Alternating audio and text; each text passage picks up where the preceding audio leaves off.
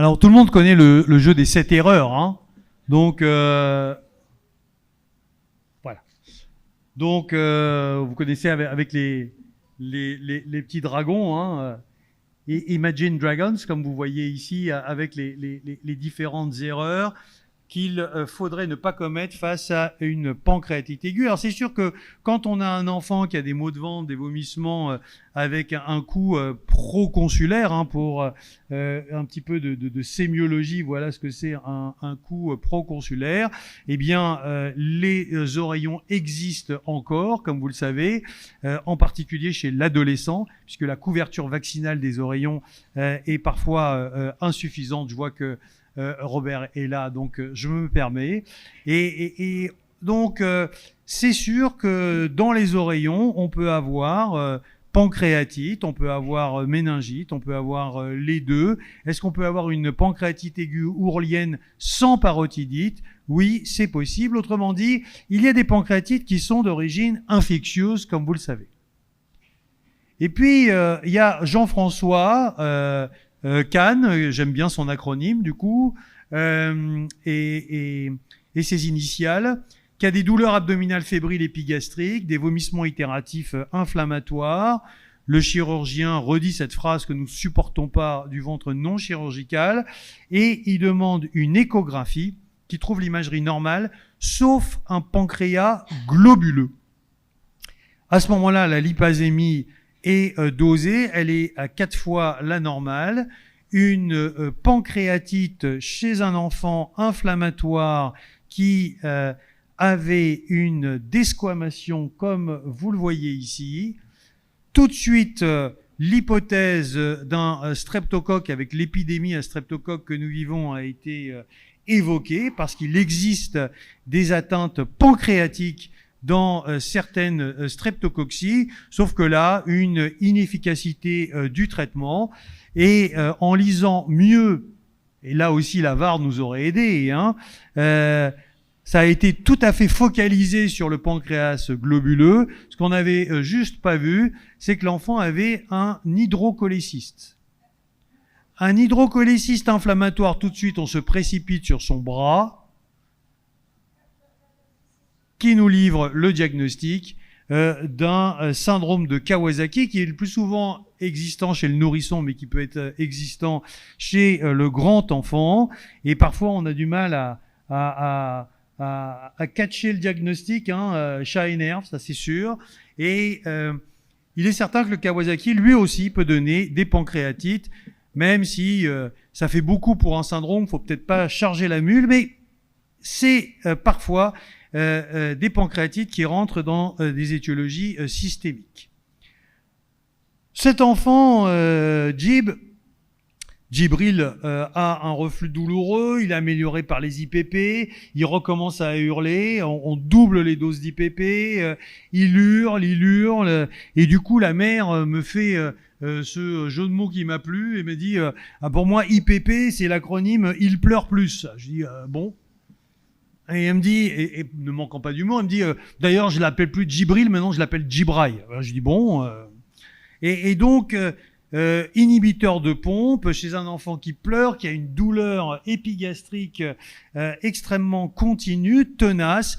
Oui, un des effets secondaires des IPP, c'est aussi les pancréatites. Donc, quand devant des douleurs abdominales épigastriques, on donne des IPP, il faut déjà éliminer la pancréatite qui peut être sous-jacente. Dans ce cas précis, ça ne s'était pas tellement arrangé, l'arrêt du traitement, et on a dû aller jusqu'à l'endoscopie qui a montré cette lésion-là. Ça vous parle, ça? Donc ici, vous avez le pylore, ici, vous avez l'antre, et vous voyez qu'il y a comme un petit volcan, vous savez, où on a envie de mettre du jus dedans, là, vous voyez. Alors, c'est quoi cette image-là? Bon, facile, je fume, facile.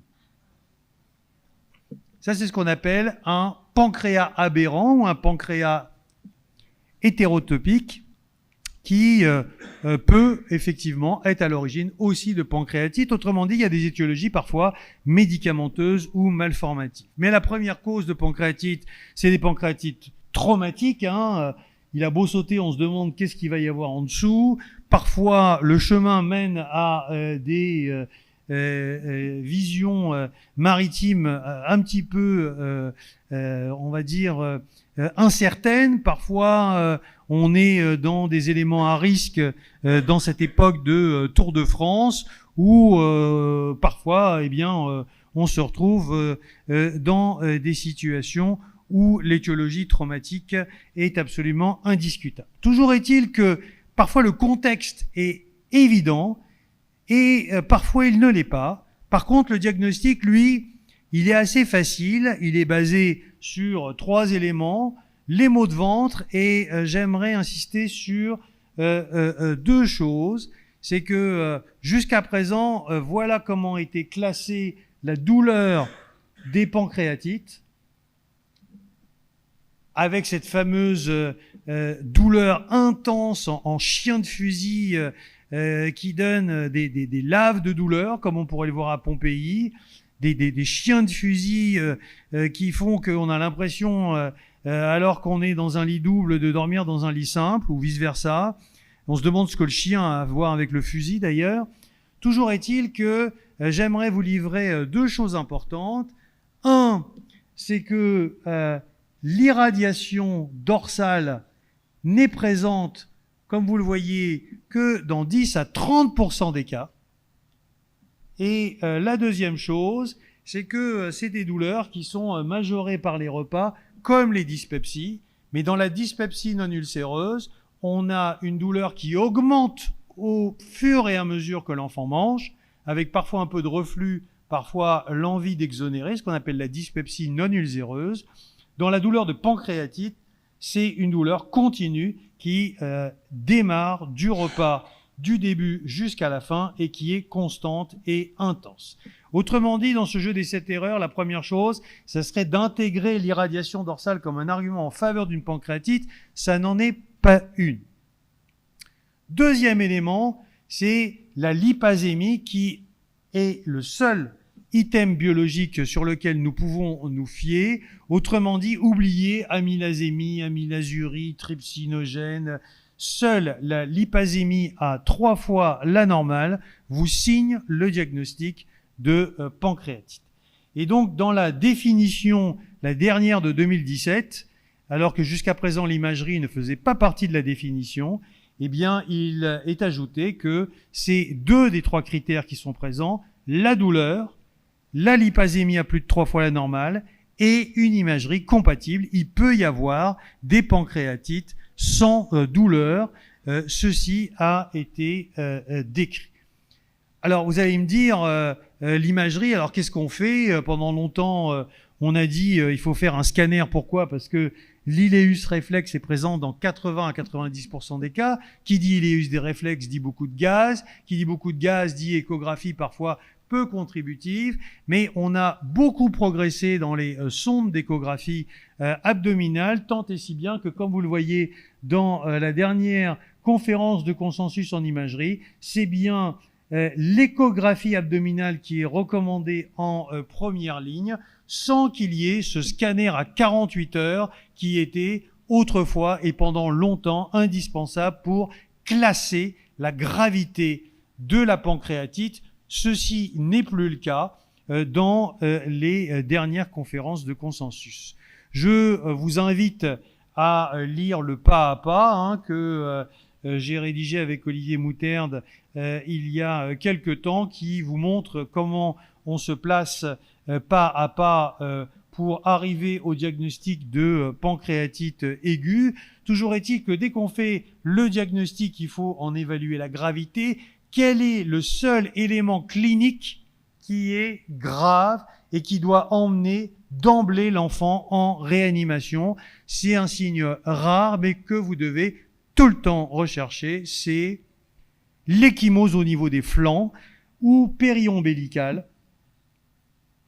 Ici sur 2 ados, ici chez des adultes, peu importe le nom des syndromes qui définissent ces échymoses, mais qui sont tout à fait spectaculaires et qui extrapolent la gravité indiscutable des pancréatites aiguës.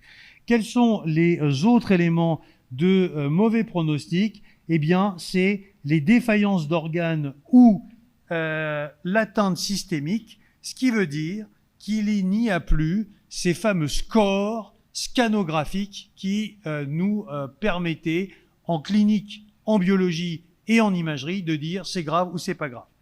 Un enfant, il a une pancréatite, on regarde, est-ce qu'il a une défaillance d'organes au niveau cardiovasculaire, respiratoire ou rénal? Je ne vais pas vous faire l'insulte de vous répéter ce qu'est une défaillance de ces 3 organes. Est-ce qu'il a un syndrome systémique, CIRS, que vous savez aussi définir? Si on est dans une situation où il n'a ni ces défaillances d'organes, ni ce syndrome systémique, on est dans une situation où très probablement la pancréatite est extrêmement modérée. Elle peut être sévère dans une autre cas de figure, c'est quand il y a des morbidités préexistantes. C'est sûr qu'un enfant qui a par exemple une chimiothérapie qui est suivi avec une hospitalisation qui perdure et de plus mauvais pronostic qu'un enfant qui n'a pas de terrain prédisposé. Donc voilà la nouvelle définition des facteurs de gravité selon Inspire, à savoir est-ce qu'il y a une déficience d'organes, est-ce qu'il y a des complications avec des exacerbations sur une comorbidité préexistante, et avec ça, on arrive à classer la pancréatite aiguë et savoir est-ce qu'on l'a fait hospitaliser en réanimation ou pas, en sachant que le plus souvent, on les fait hospitaliser en réanimation, probablement à tort, mais évidemment, le principe de précaution prévaut. S'il y a un doute à l'échographie ou une pancréatite sévère selon les critères, alors à ce moment-là, on fait un scanner, voire une IRM qui a un meilleur gradient de définition des complications locales sur une pancréatite aiguë. Donc tout ce qui est ces scores et tout ce qui est ces publications, c'est bien, on peut l'oublier puisque ces scores sont peu fiables. Et donc ça, c'est la 4e erreur qu'il ne faudrait pas faire. Une fois qu'on a défini ces éléments de gravité, est-ce que au moment où l'enfant a sa pancréatite et où il vient au cabinet, où il vient aux urgences, est-ce qu'on peut prédire éventuellement la gravité ultérieure? Pour ça, c'est le jeune âge. Plus l'enfant est jeune, plus la pancréatite doit être considérée avec précaution. Et les 2 éléments biologiques, je vous mets au défi de me dire quels sont les 2 éléments biologiques qui font prédire que la pancréatite va être sévère. Ça va être en aucun cas l'intensité de la lipasémie. Je vous en conjure, elle n'est absolument pas proportionnelle à la gravité de la pancréatite. Quand j'entends des collègues dire « Ah bah de toute façon, on peut commencer à lui redonner à manger, la lipasémie descend, c'est que la pancréatite va mieux », c'est faux. C'est pas parce que la lipasémie augmente ou descend que la pancréatite est en voie d'extinction ou au contraire est de plus en plus grave. Les 2 éléments qu'il faut avoir, ils sont simples, c'est l'urémie et l'albuminémie.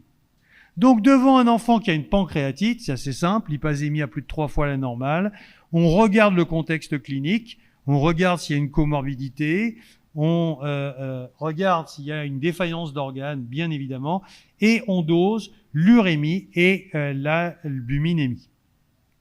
Une fois qu'on a fait ça, on essaye de faire un focus sur la cause qui a fait qu'il y a eu cet élément qui est rentré dans ce pancréas. Je rappelle qu'à partir du moment où il y a un geste endoscopique, il y a une pancréatite. Donc ça, c'est pas la peine, après une douleur post-endoscopique, de demander la lipasémie, elle va être élevée. Je vous rappelle que les traumatismes sont les plus souvent invoqués sont les traumatismes en voiture avec la ceinture, en vélo avec le guidon, ou quand un enfant fait le mur sur un mur au football qui est généralement pas à 9 mètres. Alors bon, quand on est au Paris Saint-Germain, quand il y a un mur, on s'écarte quand la personne shoot, donc bon, on est moins dans ces problèmes de pancréatite traumatique. Mais c'est la première cause, ces accidents sur la pancréatite. Il peut y avoir aussi des pancréatites d'autres causes, surtout si l'enfant est un petit peu plus petit qu'il n'y paraît, et il faut savoir doser systématiquement, surtout au Maroc, les IgA antitransglutaminase, car il existe des pancréatites cœliaques qui d'ailleurs régressent après la mise en route d'un régime sans gluten. Il peut y avoir dans un contexte inflammatoire des maladies de Crohn qui peuvent aussi être révélées ou sous traitement peuvent être victimes de pancréatite. En ce qui concerne la mucoviscidose, si on est avec une mucoviscidose, vous savez qu'il y a 15% de mucoviscidose qui sont suffisants pancréatiques. Ceux-là, ils peuvent faire une pancréatite. Mais les mucoviscidosiques qui ont une élastase qui est effondrée, c'est-à-dire qui ont une insuffisance pancréatique exocrine qui est majeure, dans ces cas-là, ceux-là, évidemment, ils ne peuvent pas faire de pancréatite. Autrement dit, on a parfois des causes systémiques, on a parfois des causes médicamenteuses de pancréatite. Je cite la rocéfine parce que on oublie souvent que celle-ci peut induire des pancréatites, mais il y a énormément de médicaments qui peuvent induire des pancréatites. Le top des 4 plus importantes, c'est la mésalazine et l'azatioprine. Manque de peau, c'est ce qu'on donne dans les maladies inflammatoires chroniques de l'intestin. La L-asparaginase dans les chimiothérapies et dans certaines maladies métaboliques, les statines. D'autres pancréatites toxiques existent, mais il faut avoir l'esprit aventureux et il y a 2 types de scorpions qui peuvent donner des pancréatites sur lesquels je n'insisterai pas. Le plus souvent, ces pancréatites sont donc d'ordre traumatique, parfois médicamenteuses, parfois systémiques, parfois infectieuses. Je rappelle que ça sert à rien, évidemment, de doser la lipasémie dans les infections à rotavirus, mais si par malheur vous le faites, eh bien, vous pourrez trouver une lipasémie élevée. Pour les hépatites A, c'est la même chose. Parfois, il y a des prélèvements marginaux qu'on demande et qui, parfois, sont des incidentalomes. Parfois, c'est des parasites. Tout le monde connaît l'ascaris, qui peut donner là aussi des pancréatites. Autrement dit, quand on voit les causes chez l'enfant, eh bien, le plus souvent, il n'y a pas à tourner en rond, on ne trouve rien. Quelle est la première cause des pancréatites? C'est ce qu'on appelle idiopathique. Et comme vous savez, dans idiopathique, les 2 premières syllabes qui veulent bien dire ce que ça veut dire sur les différentes connaissances médicales. Et quand on dit pathogénie, dans pathogénie, il y a pathologie. Autrement dit, il faut quand même rester modeste dans nos explications face aux parents. Les pancréatites, quand elles sont aiguës, eh bien, elles peuvent récidiver. Ça n'est pas pareil qu'une pancréatite chronique. Ça s'appelle des pancréatites aiguës récidivantes.